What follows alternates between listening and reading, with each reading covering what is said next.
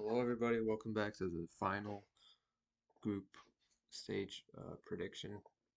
This is going to be Group L featuring England, Croatia, Panama, and Ghana. So, England are definitely going to top this group for sure.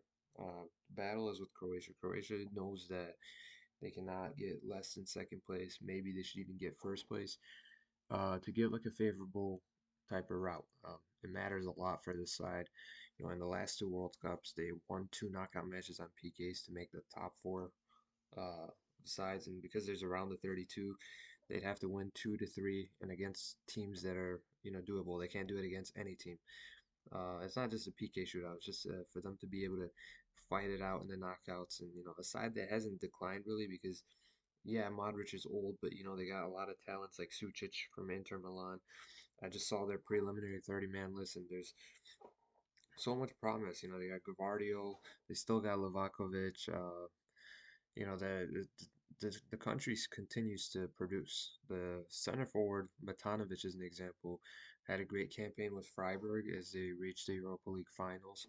Uh, and then you got Budimir. They still have their solid type of squad. I just kind of think that in that 2018 side that won the group with 9 points, even if they have a deep run, it's not going to be exactly like that, especially with England in this group.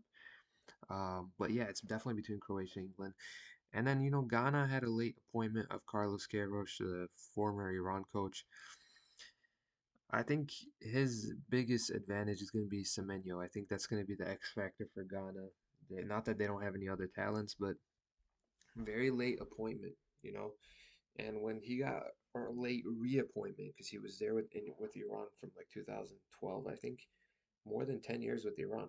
Um, when he got a reappointment back in 2022, he had England in his group as well. He had England, USA, and Wales.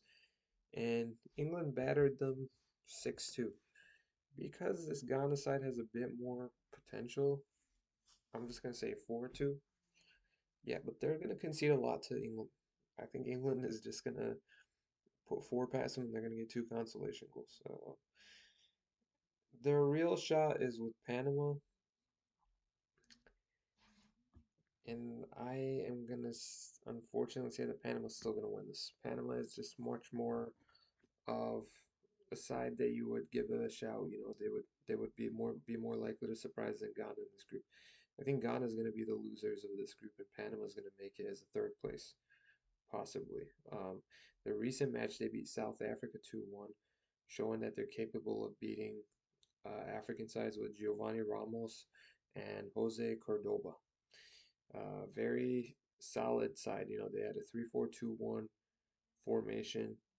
I think I've seen Godoy in the Premier League before. There's some names in the Premier League. The goalkeeper Mosquera. Um, this is a side that can potentially cause problems for Ghana. I want to say 2-1 to Ghana. I'm just gonna say 1-1. 1-1 between Ghana and Panama.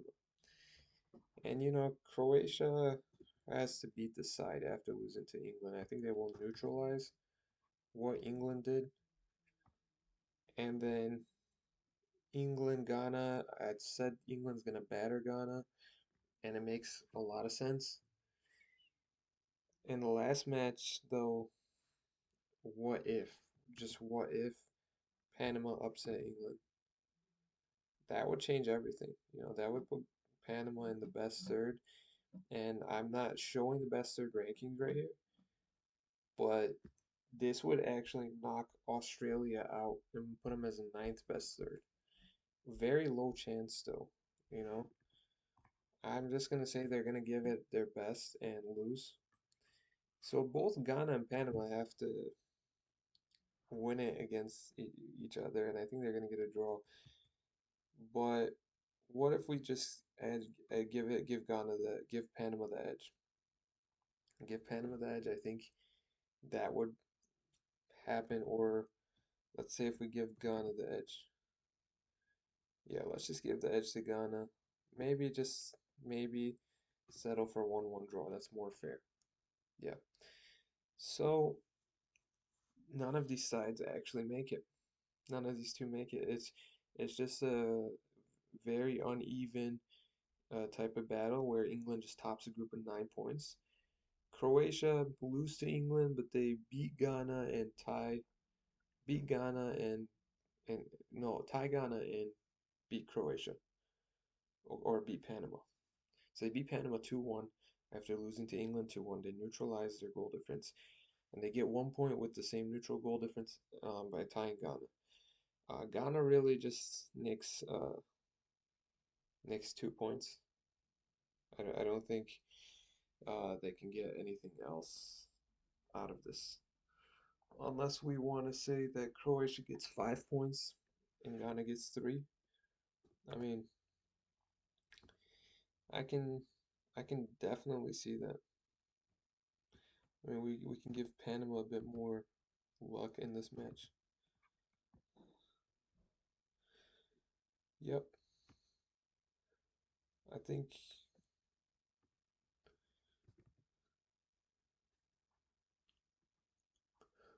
I think that would make a bit more sense. I think Ghana beating Panama puts them at a great head start. Panama then tying Croatia makes things a bit better, but then Panama loses the final match. Same with Ghana. And Ghana has a very negative goal difference, and Panama just gets 1 point. And their 1 point comes against Croatia. Yeah, that makes the most sense. So let's just say Ghana gets a 2-0 victory against Panama, and then they get battered by England, so their score is neutralized. Uh, I don't know how to feel about this one.